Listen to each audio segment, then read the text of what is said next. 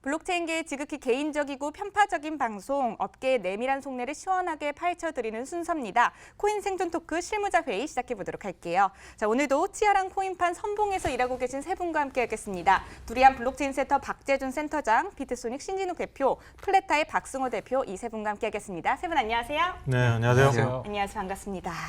자, 오늘 실무자 회의, 자, 주간 회의록 어떤 안건들이 올라와 있는지 먼저 확인을 해보도록 할게요. 화면을 통해 보실까요? 네, 정부가 암호화폐 거래소의 벌집 계좌 금지 법제화를 추진합니다. 가상통화, 자금 세탁 방지 가이드라인 법제화 후 폐지 대상에 포함됐다고 합니다. 국내 암호화폐 거래소들이 일단 공시 제도를 도입합니다. 신뢰도 회복을 이뤄낼 수 있을지 주목되고 있습니다. 암호화폐 거래소 바이낸스가 하나로 약 470억 원 규모의 해킹 사건이 발생했습니다. 바이낸스는 일주일간 보안 점검 후 거래 서비스를 재개할 예정입니다. 삼성전자가 자체 코인 결제를 시범 운영했습니다. 테스트용 메인넷과 자체 코인을 제작해 암호화폐 결제 서비스를 운영한 건데요. 삼성의 암호화폐 결제 사업 진출 여부가 지목되고 있습니다. 네, 오늘도 안건 4가지에 대해서 한번 다뤄봤습니다. 세 분은 어떤 이슈에 눈길이 가는지 궁금한데요. 자, 세 분께 각자 여쭤보도록 하겠습니다. 자, 오늘의 안건 4가지가 현재 화면 상단에 나오고 있습니다. 이 4가지 안건 중에서 먼저 박재준 센터장님은 어떤 안건에 가장 이슈가 눈길이 가셨는지 여쭤보도록 하겠습니다. 네, 저는 방송 이 블록체인 인사이트 프로그램에서 몇 번 말씀드렸지만 이 공시제도 이 뉴스가 가장 관심이 많이 가고 이거에 대해서 논의할 수 있는 시간이 많으면 많을수록 좋다고 생각하는 쪽이어서 일단 1번 주제인데 이제 나머지 중에 좀 다른 것들 중에 재밌는 건 이제 바이낸스 거래소에서 해킹을 당했는데 이 해킹 당했다는 뉴스 자체보다는 이 뉴스 자체가 시장에 그렇게 큰 데미지를 주지 않았다는 거 이게 더 이제 화제가 되고 사람들한테 관심을 주는 뉴스가 아닌가 싶어요. 네. 예, 그 2가지 말씀드리겠습니다. 네, 공시 제도와 또 바이낸스의 해킹 사건이 눈길이 간다고 이야기를 해주셨습니다. 자, 그럼 다음은 이어서 신진욱 대표님께 또 여쭤볼게요. 어떤 안건이 눈길이 가셨을까요? 저희는 실제 바이낸스와 연동이 되어 있는 거래소이기도 하고요. 그러다 보니까 이제 3번 안건 이제 바이낸스 관련된 기사가 이제 좀 눈길이 가고요. 네. 저희도 이제 그 바이낸스 내에 굉장히 많이 큰 자산이 있기는 한데 실제로 이 정도의 돈이 한 번에 인출이 되기는 어렵거든요. 그래서 예를 들어서 저희도 한 5억 정도 되는 규모만 인출을 하려고 해도 다시 재차 확인을 하거나 그런 식으로 되어 있는데 이렇게 많은 돈이 인출이 된 게 가능한가 하는 이런 생각들 좀 들어요. 그래서 네.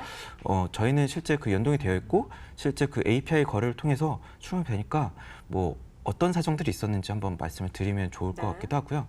그리고 최근에 저희도 이제 많이 고민하고 있는 게 공시제도입니다. 그래서 공시제도에 대해서 저희도 어떤 노력들을 하고 있는지 거래소가 어떤 생각을 하고 있는지 한번 밝혀드리면 좋지 않을까 싶습니다. 네, 공시제도와 또 바이낸스 해킹 사건에 대해서 또 함께 이야기를 해주셨습니다. 마지막으로 박승호 대표님께도 한번 여쭤볼게요. 어떤 사안에 눈길이 가셨나요? 네, 우선은 삼성전자에서 자체 코인 결제 시범 운영에 대한 부분이 눈길이 가고요. 네. 물론 내용도 내용이지만은 지금 삼성이 암호화폐 지갑을 만들어낸 이후로 끊임없이 지금 뉴스들이 계속 올라오고 있고 저희 지금 이 방송에서도 계속 몇 가지 삼성과 관련된 주제들이 매주 많이 다뤄지고 있습니다. 그래서 삼성의 행보가 굉장히 빠르고 분명히 정확한 그림을 가지고 움직인다는 느낌이 너무 많이 들고요. 그래서 이에 대해서 눈길이 굉장히 가고 그 다음은 또 어떤 뉴스를 만들어낼지 굉장히 흥미가 있고요. 그 다음은 이제 공시제도 부분입니다. 저도 이제 프로젝트를 진행하는 입장으로서 이제 공시제도에 따라서 움직여야 될 부분들이 있기 때문에 그 부분이 좀 어떻게 진행되고 그 다음에 어떤 흐름으로 갈지에 대해서 당연히 초점을 가지고 있습니다. 네, 공시제도와 또 삼성전자의 자체 코인 결제가 시범 운영한 점, 이 점이 참 눈길이 간다고 얘기를 해주셨는데 이 점에 대해서 한번 짚어봐도 좋을 것 같아요. 삼성전자가 자체 코인 결제를 시범 운영했다는 게 많은 뉴스에도 보도가 됐습니다. 박재준 센터장님, 이 점에 대해서는 혹시 의견이 있으신가요?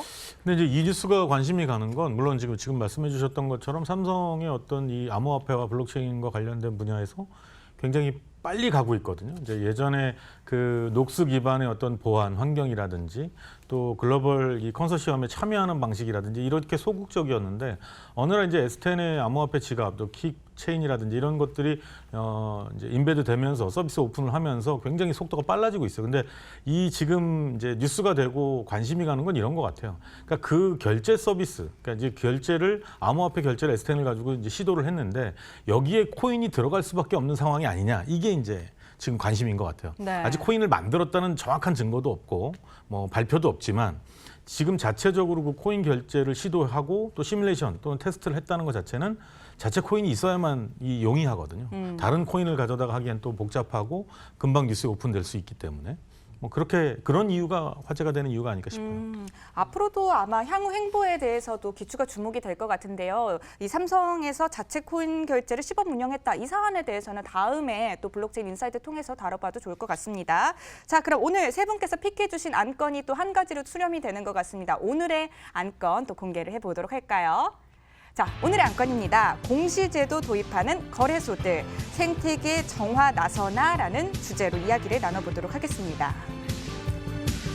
네, 공시제도 도입에 나선 거래소들이 참 많습니다. 자, 어떤 상황인지부터 대략적으로 짚어보면 좋을 것 같은데요. 먼저 신진욱 대표님께서 간략하게 상황을 좀 정리를 해주시죠.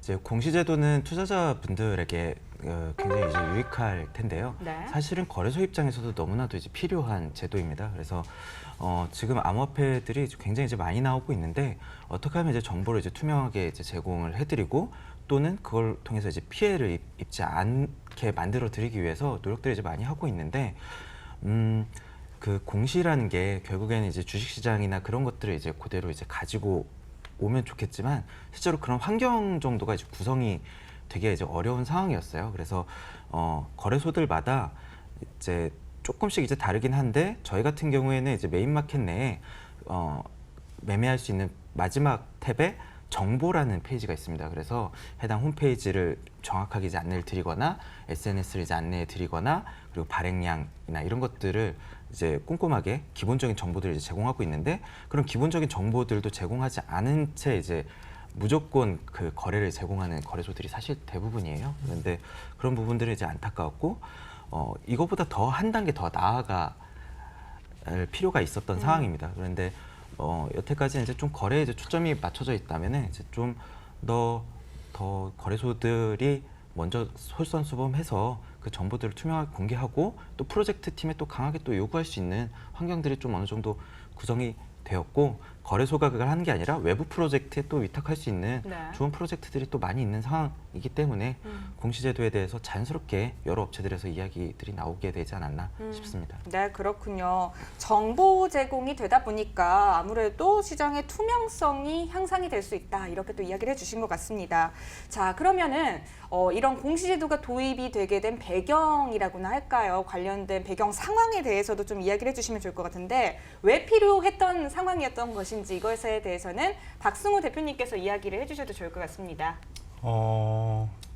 공시제도는 이제 저의 입장은 공시제도는 이제 필요하다고 생각이 드는데 이제 지금 암호화폐 관련된 프로젝트들, 블록체인 프로젝트들은 커뮤니티 중심으로 정보가 오가거나 이 사람들과 직접적인 소통을 많이 하고 있기는 해요. 하지만은 그에 대한 투명성 부분, 그러니까 프로젝트가 얘기하는 부분이 정말 진실인가 아닌가에 대한 부분은 간과되고 지나갈 때가 많고요. 그 다음에 그거를 어떻게 보면은 프로젝트의 공식적인 사람이 아니라 옆에 다른 소식통이라든지 다른 부분으로 그런 소식들을 전할 때가 굉장히 많습니다. 그러면 그 이후에 이 전달되는 소식이 진짜인지 아닌지는 공식적으로 판별할 수 있는 현재 장은 없거든요. 그래서 그런 장이 어딘가는 좀 마련돼야지 조금 더 프로젝트가 질 높은 프로젝트가 더 도입될 거라고 생각이 들고요. 그래서 그런 부분이 공통적으로 거래소에서는 다 도입을 해서 진행을 하는 부분이 생겨야 어느 정도 프로젝트 진행하는데 장벽이 있고 신뢰감 있게 진행할 수 있는 분들이 더 접근해서 진행할 수 있다고 저는 생각합니다. 그래서 그런 부분은 굉장히 찬성하고요. 다만 이제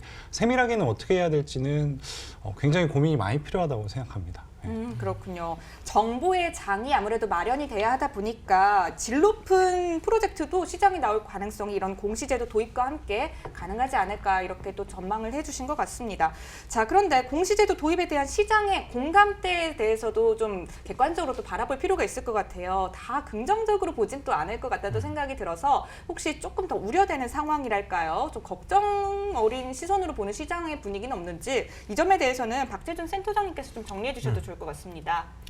그러니까 이제 지금 이제 공시제도가 지금 두 분이 말씀해주신 것처럼 이제 이 얘기가 불거져 나오고 시장이 필요하다는 얘기는 있어 왔습니다. 있어 왔고 또 긍정적인 부분도 분명히 있죠. 근데 이제 이게 사실은 이제 이전에 그 주식시장에서 벌어졌던 일들을 보면 그 1929년에 이제 증권시장이 붕괴될 때 그 이후에 이제 이 공시제도가 굉장히 이제 정교해지고 고도화됐단 말이에요. 근데 그 이유가 뭐였냐면 지금 암호화폐 시장에 이제 이 과도기하고 비슷한 일들이 있죠. 위장 기업이 많고 사기 거래가 많고 그 다음에 이제 회사 자체죠. 그 증권 시장에 상장했던 회사 자체에 대해서 의심이 가는 여러 가지 사항들이 발생했기 때문에 이 증권 시장이 붕괴됐다고 보는 겁니다. 그래서 그 공시제도를 만들고 그 공시제도는 아주 적합한 타이밍에 즉시적으로 정확하게 제공해야 된다는 원칙을 가지고 공시제도를 만들었단 말이에요. 그러니까 그런 측면에서 보면 지금 두 분이 말씀해 주신 것 같은 이 긍정적인 효과는 분명히 있는 겁니다. 그러니까 그 부담, 회사 입장에서는 밖으로 어떤 소식을 내놓거나 입장을 내놓을 때 좀 더 이제 태도가 달라질 것이고 그 책임감 있게 얘기를 할 텐데 중요한 건 기존의 주식회사 시장, 그러니까 주식시장에 있는 것과 같은 정보로는 암호화폐 투자자들에게 좋은 효익이 있는 정보를 주기 어렵다는 겁니다. 그러니까 지금 예를 들어서 우리가 이렇게 쉽게 생각해 보면 이렇습니다. 지금 이제 시장이 가장 화두가 되고 있는 거죠. 대표적인 코인들이 있죠. 뭐 비트코인도 있고, 이더리움, 이제 리플도 있고. 이렇게 대표적으로 이제 소위 메이저라고 얘기하는 코인들이 있는데 이 코인들을 잘 보면 이 코인들에 공시한다고 했을 때, 공시제도에 적용을 해서 공시한다고 했을 때 이 대표 코인들조차 공시할 내용이 많지 않다는 겁니다. 그러니까 비트코인 톡이나 이런 데처럼 서로 오가는 얘기는 있을 수 있지만 투자자들에게 효익이 있을 만한 정보를 내놓을 수 있는 건 극히 제한적이라는 거죠. 그러니까 그런 부분은 저는 이제 이 부분에 대해서는 좀 이런 한번 말씀을 드려보고 싶은 게 거래소들과 체인 이렇게 이제 그 뜻이 맞는 프로젝트와 거래소들이 이제 이 투자자, 관심 있는 투자자들을 놓고 공청회 같은 형태를 띄워서라도 우리는 당신들이 투자를 하는데 필요한 정보 또는 항상 알고 싶은 거, 모니터링하고 싶은 내용들이 어떤 건지 한번 듣고 싶은 이제 그런 자리를 만들어서 시장과 소통하는 거죠. 그 소통을 통해서 담론을 만들어내고 이제 수요 사항을 잡아서 그걸 가지고 공시제도에 어떤 항목을 어떻게 도입하고 이제 시간 단위나 실시간으로 하는 게 맞는지 하루 단위로 하는 게 맞는지조차도 그렇게 한번 만들어가는 장 이런 과정들이 오히려 시장에 신뢰도를 줄 수 있지 않을까. 저는 이제 그 부분을 좀 말씀을 드리고 싶어요. 네, 그렇군요. 주식에 특화된 공시제도를 코인 시장에 그대로 적용하는 것이 실효성이 과연 얼마나 있을까 이 점에 대해서도 좀 생각해볼 필요가 있다 이렇게 이야기를 해주신 것 같습니다. 자, 그러면은 이제 공시제도가 확산이 됨으로 해서 프로젝트와 거래소들은 과연 어떻게 바라보고 있는지 시각과 판단 기준에 대해서도 조금 더 심층 있게 이야기해봐도 좋을 것 같은데요. 거래소들의 시각에 대해서도 한번 이야기해보면 좋을 것 같아요. 공시제도를 도입을 하면 거래소들 입장에서는 나아지는 건가요? 어떤가요, 신지욱 대표님? 질문을 조금 다르게 해석을 해서 거래소에서 공시제도를 하면 할 수 있는 것과 이제 못하는 것들이 있을 텐데요. 그래서 할 수 있는 장점들은 말씀을 해주셨고 문제점이 이제 공시제도가 생긴다고 하더라도 문제점은 이제 두 가지 정도 있을 것 같습니다. 네.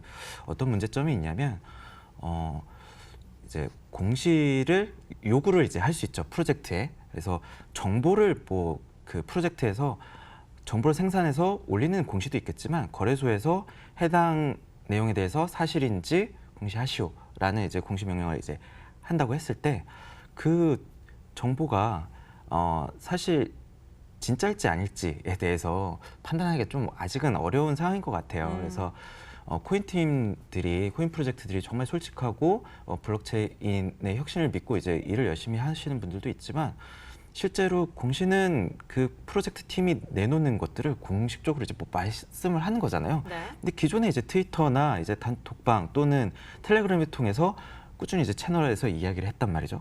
근데 그게 이제 사실이 아닌 경우가 이제 많이 있어요. 그래서 예정입니다라고 하고 안 지키고 이제 뭐 저희도 이제 그 잘 지키려고 이제 노력을 많이 하고 있고 어려운 부분들도 많이 있긴 하지만 아예 안 지키는 경우들도 많이 있어요. 그래서 사실 공시가 있다고 해도 그게 유명무실해질 수 있는 부분들이 이제 첫 번째 이제 네. 문제점이고 거래소의 이제 고민입니다.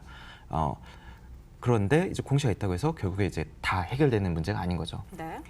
그리고 이제 두 번째는 공시라는 게 이제 있을 때 그런 거래소는 어떤 제재를 가할 수 있는가 프로젝트에 거래 정지 뭐 24시간 또는 거래 정지 7일, 상장 폐지 뭐 등등이 있을 수도 있습니다만 그거는 제재를 한다는 그 대상이 코인 프로젝트가 아니라 그 코인에 투자한 사람을 제재하는 아이러니한 상황이 이제 나올 수도 있습니다. 그래서 저희가 지지난주였나요? 상패에 대해서 이야기했었죠. 그래서 상패를 통해서 결국에 코인의 가치가 이제 매도하려는 그 움직임들 때문에 가격이 이제 내려가게 되고 결국에는 이제 코인에 투자하신 분들이 이제 문제가 이제 생기거나 이제 피해를 이제 보는 경우가 생기는데 결국에 이제 공시를 하더라도 거래소에서 사실 제재할 부분들이 많이 없어요. 그래서 다른데 이제 도둑 상장하거나 타거래소에서 거래하면 이제 끝이기 때문에 그런 부분들은 좀 더 고민들이 많이 필요하고 공시 하나만 가지고 이 생태계가 깔끔해지지는 않는 부분들은 계속 저희 거래소들이 고민을 많이 해야 할 부분들입니다. 네, 문제점 두 가지를 짚어주신 것 같은데요. 공시가 있어도 유명무실할 수 있다는 점, 그리고 제재 조치가 아직은 좀 불명확하다, 이 점을 또 짚어주신 것 같습니다. 자, 그럼 이 같은 상황에서 판단 기준을 또 어떻게 세워야 할지 이 점도 궁금한데요. 박재준 센터장님 보시기에는 어떤 판단 기준이 좀 필요하다고 생각하시나요? 그러니까 지금 이제 이 거래소에서 코인이 상장되거나 폐지되거나 하는 게 이제 기존에 우리가 지금 주식시장에서 이제 만들어 놓은 제도들을 지금 벤치마크하고 있는 상황이니까 그쪽을 예를 든다고 하면 그러니까 기존의 상패는 이러이러한 기준에 미흡하면 상패라는 게 있어요. 그러니까 기업들이 이렇게 가다가는 우리 회사가 굉장히 위기에 처할 수 있겠구나. 또 투자자들도 그런 상황들을 실시간으로 알 수가 있습니다. 근데 지금 암호화폐는 그렇게 갈 수는 없는 상황인 거죠. 그러니까 지금 이제 중요한 그 점을 짚어주셨는데 이제 상패나 이런 어떤 일련의 조치들이 결국에는 가장 큰 피해자들은 투자자인 상황이 되기 때문에 쉽게 결정하기도 그렇고 또 쉽게 어떤 실행을 옮기는 데 있어서 받아들여야 되는 반응조차도 좀 문제가 있죠.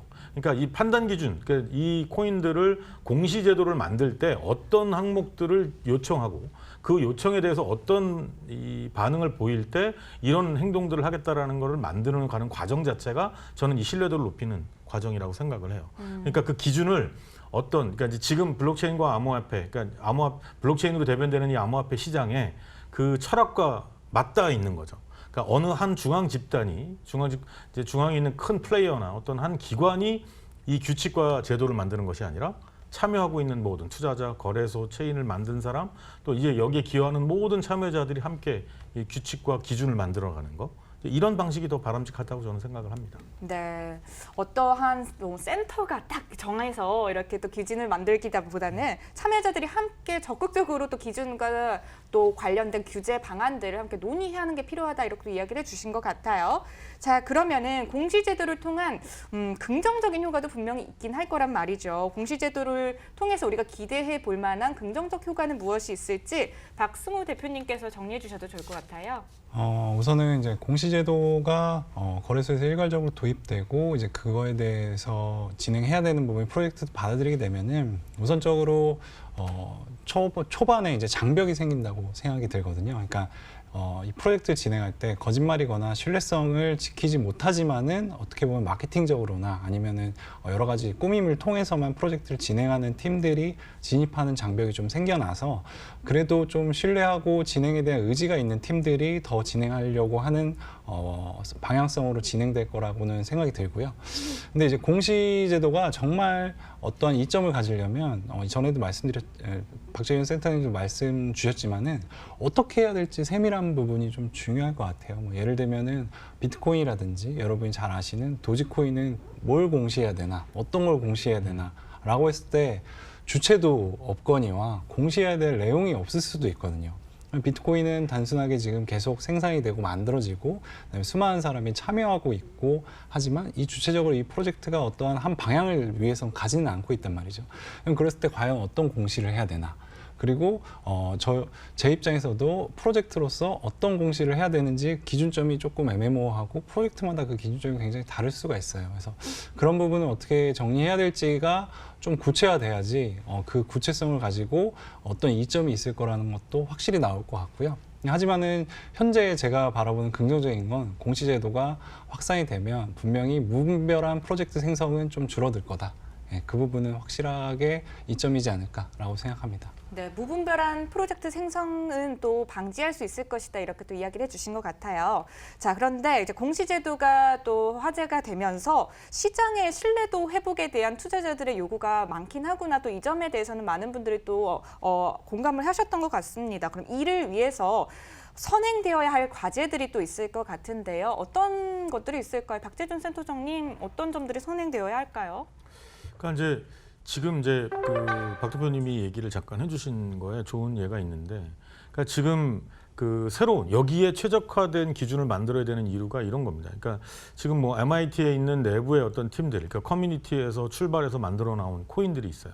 그러니까 이제 그런 코인 같은 경우는 아예 컨택 포인트 자체가 없습니다. 그러니까 뭐 예를 들어서 어떤 사업 제휴를 하고 싶은데 또는 이런 걸 개발해 보고 싶은데 어디로 컨택해야 되느냐? 그러면 아무데도 그걸 받아주는 컨택 포인트가 없습니다. 그냥 집단지성으로 오픈 소스 형태로 계속 개발하고 이제 진화하고 있는 상황이기 때문에 그럼 이런 다양성을 갖고 있는 블록체인과 암호화폐 시장에 어떤 과정을 만들어야 되느냐? 그럼 긍정적인 목적을 놓고 만들어야 되는 건 분명히 맞아요. 네. 이런 문제도 있고 저런 문제도 있고가 아니라 이런 투자자들과 시장의 어떤 신뢰를 서로 갖기 위한 과정을 어떻게 만들 거냐. 이 과정 자체가 저는 굉장히 의미 있다고 보는 거죠. 네. 그러면 선결 과제라고 하면 프로젝트들이 먼저 이 거래소들과 커뮤니케이션하는 그런 장, 그 장이 저는 필요하다고 봅니다. 네, 논의의 장이 필요하다 이렇게 이야기를 해주신 것 같습니다. 그럼 이쯤에서 세 분의 한 줄 평을 또 들어보도록 하겠습니다. 먼저 신진욱 대표님께 여쭤볼게요. 오늘 한 줄 평 어떻게 남겨주실까요? 네, 뭐 코인 프로젝트를 하면서 정말 많은 일들이 있긴 하지만 뭐 공시제도도 다 좋지만 결국에는 그 공시를 잘 지킬 수 있는 그런 게 더 중요하지 않나 싶습니다. 네, 알겠습니다. 또 이어서 박승우 대표님의 한 줄 평도 들어보도록 할게요. 박승우 대표님 한 줄 평 남겨주시죠. 네, 공시제도가 이제 세밀함은 좀 찾아봐야겠지만 공시제도 자체가 빨리 도입되는 거는 질 좋은 프로젝트가 시장에 남는 방향성으로 가는 올바른 길이라고 생각합니다. 네, 박승우 대표님의 한 줄 평도 이렇게 들어봤고요. 마지막으로 박재준 센터장님도 한 줄 평 부탁드립니다. 네. 그러니까 기존의 주식시장에서 하고 있는 형식만 빌리는 공시제도는 실질적 효익이 없다고 생각합니다. 좀 더 거래소들이나 프로젝트에서 이 투자자나 시장과 소통하는 장을 통해서 좀 더 실익이 있는 실제 효익을 줄 수 있는 그런 공시제도를 만들어야 된다고 생각을 합니다. 네, 알겠습니다. 지금까지 세 분과 가감 없는 토크 나눠봤고요. 다음 주에 저희는 더 재밌는 주제로 다시 찾아뵙도록 하겠습니다. 세 분 나와주셔서 고맙습니다.